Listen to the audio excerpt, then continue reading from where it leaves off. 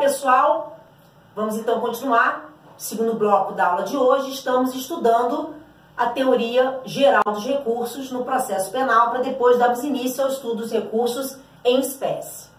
No bloco anterior, vimos conceito, natureza jurídica, fundamentação, falamos sobre algumas características dos recursos, efeitos do recurso, e estamos terminando o estudo dos princípios que norteiam os recursos no processo penal. Paramos no princípio da unirrecorribilidade. A regra é que para cada decisão só caiba um recurso. Então não é possível 2 ou mais recursos contra a mesma decisão. Esse princípio da unirrecorribilidade não é um princípio absoluto. Ele é um princípio relativo porque nós temos algumas poucas exceções. Primeiro, recurso especial e recurso extraordinário.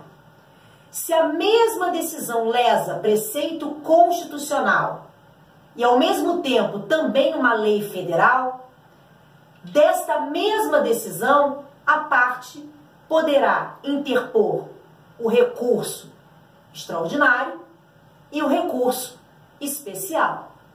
Então nós temos aqui uma situação de exceção à unirrecorribilidade. Nós temos 2 recursos contra a mesma decisão. Outra hipótese, embargos de declaração e apelação. Então, o juiz proferiu a sentença, mas ela tem alguma ambiguidade, obscuridade, alguma contrariedade. Então, o que a parte faz? Antes de recorrer em apelação, embargos de declaração. O embargo de declaração para alguns, o embargos do 382 do CPP não seria nenhum recurso. Aliás, ele não está nem dentro do título dos recursos, ele está lá junto da sentença. Mas nós temos o embargo de declaração em relação aos acórdãos.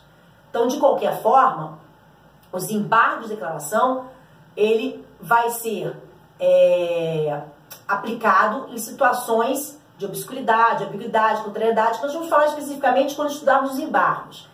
E a posteriori, o embargos, a parte vai ingressar contra a mesma decisão com um recurso especial, extraordinário, com apelação, certo? Então, outra situação de exceção ao princípio da unirrecorribilidade. Bom, esses são os princípios que norteiam os recursos no processo penal.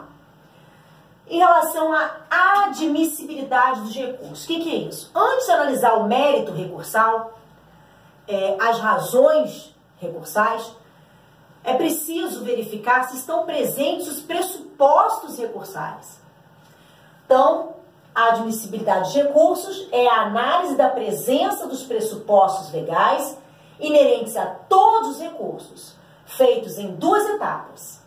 Então, o juízo de admissibilidade ele é feito 2 vezes, pelo juiz ACO e pelo juiz adquém. No juiz ACO, a gente chama de prelibação. Se estão presentes os pressupostos, que a gente vai ver já já quais são, então ele conhece do recurso e remete as razões para a segunda instância. Se não tiverem presentes os pressupostos recursais, ele não conhece do recurso. Então, na prelibação, o juízo ACO ou conhece ou não conhece. Se ele conhece, vai para o juízo adquém. No juízo adquém, denomina-se delibação. Se ele reconhecer, ele dá provimento. Se ele não reconhecer, ele nega provimento. Ele nega provimento quando há um vício procedimental ou até mesmo de julgamento. Observação: por ser matéria de admissibilidade de recursos de ordem pública, pode ser examinada de ofício. Não precisa a parte requerer. Então, repetindo, no juízo ACO, prelibação, no juízo adquém, delibação. No juízo ACO, conhecimento, não conhecimento. No juízo adquém, provimento, não provimento. Ok? Fiquem atentos para essas nomenclaturas. E quais seriam os pressupostos ou requisitos recursais? Primeiramente, o cabimento. Os recursos estão previstos na lei.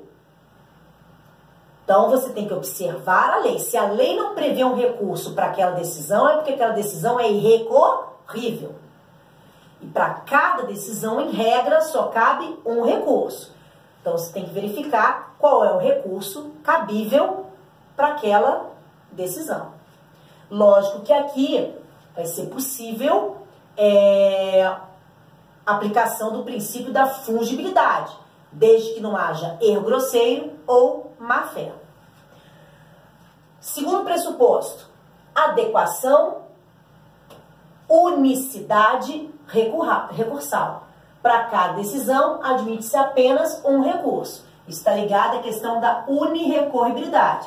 E aí nós vimos as exceções, que há exceção, que isso não é absoluto. Então, cabimento tem que estar previsto em lei e tem que ser o recurso daquela decisão, podendo se aplicar o princípio da fungibilidade quando não houver erro grosseiro ou quando não houver má-fé.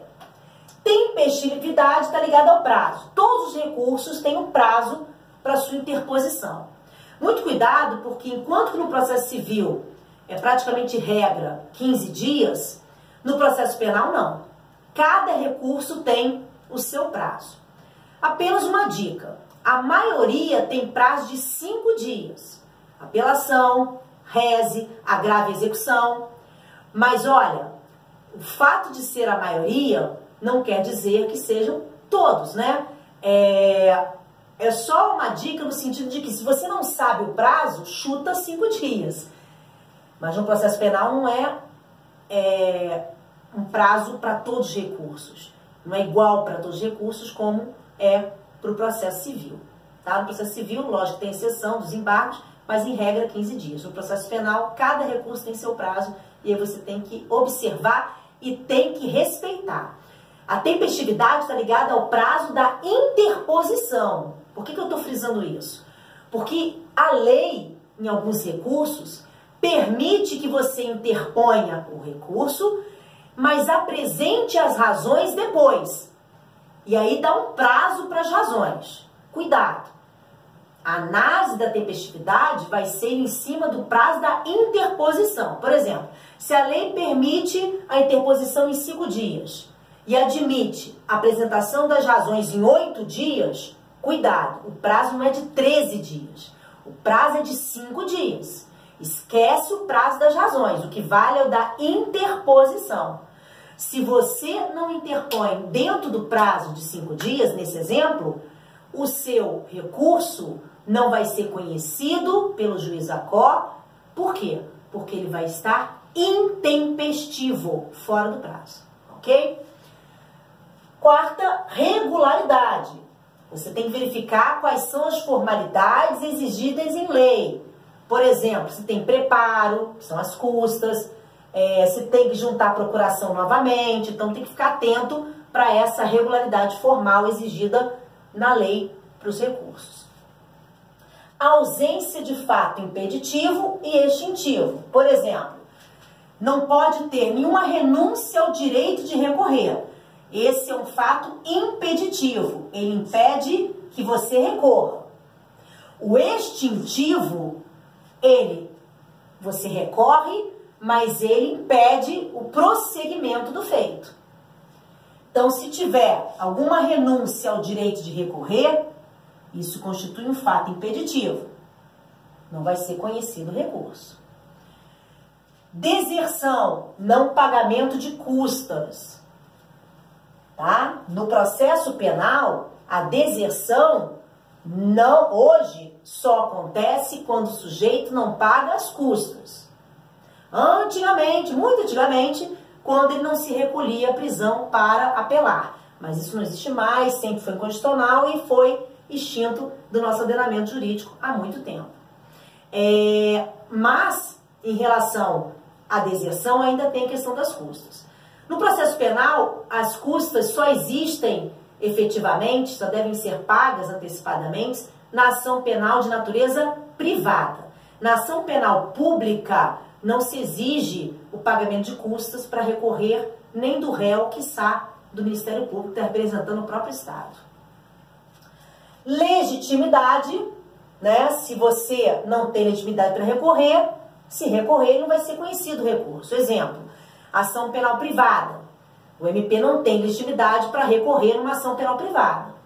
Agora, cuidado. O MP pode recorrer em favor do réu na ação penal pública? O entendimento majoritário é que sim, tendo em vista que ele é custos legis. Há quem entenda que ele só poderia pedir em favor do réu se nas alegações finais ele tivesse opinado pela absolvição. Outros entendem que independe, mesmo opinando pela condenação, o MP poderia sim, com custos legis, recorrer favor rei, recorrer em favor do réu, ele teria legitimidade para isso, ok? Interesse recursal, que é a chamada sucumbência. Você tem que comprovar que aquela decisão lhe causou algum tipo de prejuízo de natureza processual, tá? É óbvio, no processo penal isso é muito fácil. Se o réu é condenado, não há dúvida de que ele é sucumbente. Mas dependendo do quantum da pena, dependendo da sanção penal que foi aplicada, o Ministério Público também pode se sentir prejudicado. E aí ser sucumbente e recorrer para aumentar a pena, para crescer algum tipo de sanção penal. Da mesma forma, na sentença absolutória, a priori, né, o réu absolvido não teria interesse recursal, não teria sucumbência, não teria nenhum prejuízo. Depende, porque a absolvição, artigo 386 do CPP, pode se dar em razão de falta de prova, pode se dar em razão da inimputabilidade por doença mental. Então, pode ser que ele queira que a absolvição se dê de forma mais robusta, porque está provada a inocência, ou porque o crime nunca aconteceu. Ou ele prefere buscar, ele precisa buscar uma absolvição própria, porque na absolvição imprópria do inimputável por doença mental, o que vai acontecer? Ele vai sofrer medida de segurança, então também não é interessante, tá? Então, tem que verificar essa questão do prejuízo. Em relação aos pressupostos, ok. Nós vamos agora, ficou faltando aqui um S, e o acento saiu no lugar errado, sem problema. Vamos agora falar dos recursos em espécie. Nós vamos começar a estudar cada um dos recursos previstos no Código de Processo Penal. Nós não vamos falar do recurso especial e do extraordinário, pelo menos não quanto ao procedimento. Eu vou até falar em relação ao prazo, vou até começar por eles. Apesar de no slide estar o RESE, eu vou começar falando de uma questão peculiar do RESE, do RESP, do recurso especial e do recurso extraordinário. Mas o procedimento eu vou deixar para um professor de processo civil para ele abordar, tá? Ou até professor de direito constitucional, talvez. O que eu quero falar com vocês em relação ao recurso especial e extraordinário é que esses recursos não são penais, eles são constitucionais. Artigos 102 e 105, incisos 1, né? Então, eles não são exclusivos do processo penal. Mas, quando discute-se no recurso especial para o STJ ou no recurso extraordinário para o STF, matéria penal, ele ganha um viés penal. E aonde eu quero chegar? Na contagem do prazo de 15 dias. O prazo para recorrer em recurso especial e extraordinário é de 15 dias. No processo civil, esse prazo é contado em dias úteis. No processo penal, como é que fica? Porque o artigo 798 do CPP fala da contagem do prazo no processo penal de forma contínua, contando final de semana e feriado no decurso do prazo. Como é que fica contagem dos 15 dias no recurso especial e no recurso extraordinário quando a matéria que está sendo discutida é penal. O que prevalece no STJ e no STF é que quando é matéria penal, tem que se contar conforme determina o Código de Processo Penal. Então, o recurso especial e extraordinário, quando discutem matéria penal, o prazo de 15 dias é contado de forma corrida. Quando eles discutem matéria civil, aí a contagem passa a ser em dias úteis. Certo? Maravilha. Então, tirando o recurso especial e o extraordinário, os demais recursos que são penais, nós vamos estudar a partir de agora. Começando pelo recurso em sentido estrito, que começa no artigo 581 e vai até o artigo 592 do CPP. O recurso em sentido estrito, ele pode ser abreviado de duas formas. RESE, não coloquei aqui, ó.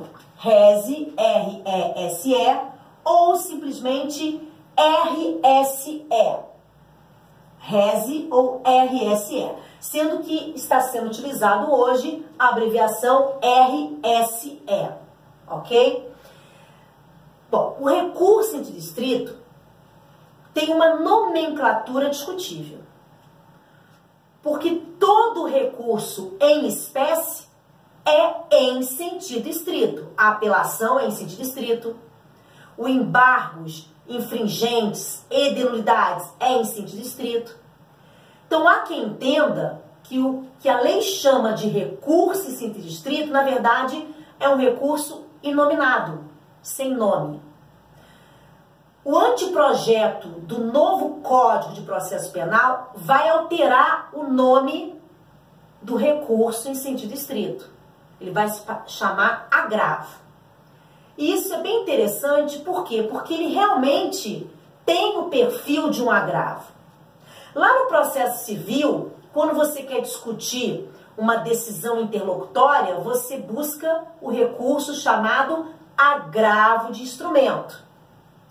Na execução, todas as decisões proferidas pelo juiz da execução é chamado de agravo, que a gente fala agravo em execução. Mas o artigo 197 da LEP, Lei de Execuções Penais, Lei 7.210 de 84, chama de agravo. Então, o recurso em distrito, ele é um agravo no processo penal, um verdadeiro agravo de instrumento, inclusive. Então, o nosso agravo de instrumento é hoje chamado de recurso em sentido estrito. Mas se o anteprojeto do novo CPP for aprovado, ele vai ganhar o nome de agravo. E há quem diga que finalmente ele vai ter um nome, porque recurso em sentido estrito, todos os recursos são. Bom, o RESE, ele está previsto no artigo 581 ao 592 do CPP. Trata-se de recurso admissível apenas nos casos expressamente previstos em lei. Ou seja, o rol é um rol taxativo, números clausos. Só cabe o RESE nas hipóteses prescritas na lei, nem mais, nem menos.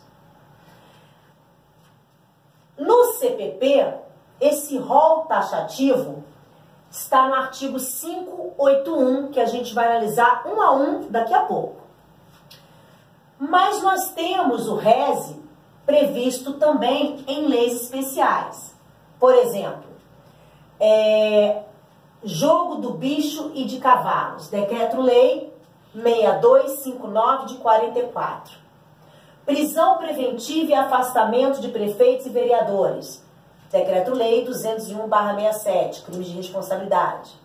Decisão que suspende a permissão ou habilitação para dirigir veículo automotor ou proibição de sua obtenção imposta preliminarmente em inquérito policial ou ação penal. Artigo 294 do CTB, do Código de Trânsito Brasileiro, que é a lei número 9503/97. Então, nós temos dentro do CPP as hipóteses de cabimento taxativas no artigo 581 e temos nessas 3 leis especiais também a previsão de recurso ente distrito.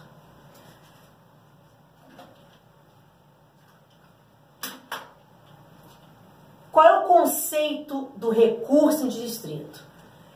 Ele é um recurso contra decisões interlocutórias nos casos previstos em lei. O 581 é exaustivo, permite-se no máximo interpretação extensiva. Exemplo de interpretação extensiva no 581. Entendimento majoritário de que para a decisão de desclassificação no final da primeira fase do procedimento do júri, seria o recurso ente distrito. Porque é o mesmo que cabe da decisão de pronúncia. Principalmente na desclassificação imprópria, que é uma verdadeira pronúncia. Mas até da desclassificação própria, que é quando altera a competência do júri, o entendimento é que o recurso cabível é o rese. Mesmo não estando expresso no artigo 581 do CPP, é admitido como tal porque ele permite, apesar de ser exaustivo, taxativo, uma interpretação extensiva.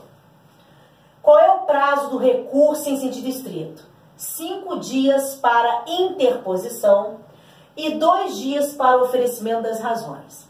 Então, no rese, você tem 2 opções. Você interpõe e já apresenta as razões, tudo dentro dos 5 dias, tudo dentro do prazo da interposição. Ou você interpõe em 5 dias e depois ser-lhe-á dado o prazo de 2 dias para apresentar as razões.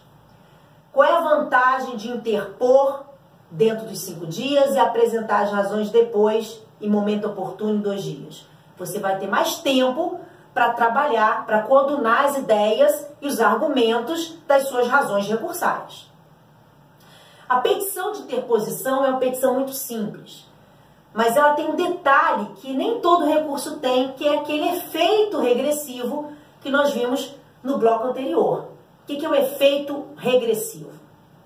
É a possibilidade de um juízo de retratação. No caso do recurso em sentido estrito, que eu vou chamar de rese, tá? Artigo 589 do CPP. Quando você interpõe o rese, você pede o juiz para se retratar. O juiz, ele tem 2 dias para decidir se ele vai manter a decisão ou se ele vai voltar atrás, se ele vai mudar a decisão. Juízo de sustentação, juízo de retratação.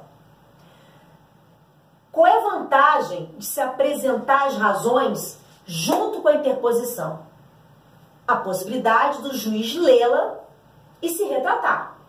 Se você interpõe e apresenta as razões depois, no momento oportuno, no prazo de 2 dias, você não vai ter mostrado ao juiz ACO argumentos que poderiam ter sido considerados para uma retratação. Talvez por isso que ele tenha feito um juízo de sustentação. Então, no recurso de distrito, é interessante, mesmo sendo um prazo só de 5 dias, fazer tudo. Interposição e retratação. Então, como eu estava dizendo, a petição de interposição, você interpõe e pede a retratação. Isso para o juízo ACO. Por que a interposição é para o juízo ACO? Porque ele vai fazer aquela primeira análise de admissibilidade, verificando se estão presentes os pressupostos ou requisitos recursais. Tempestividade, sucumbência, legitimidade, interesse, etc, etc. Então, a gente interpõe para ele. As razões são para o juiz de quem? O egrégio tribunal, acolhendo a Câmara Criminal, mas você pode apresentar depois. Tudo bem? Bom, como é que pode ser feito? Você pode fazer por petição ou por termos nos autos, formando-se um instrumento.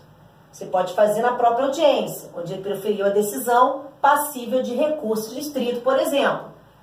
Então, se na audiência ele pronuncia o réu, você pode já interpor ali mesmo.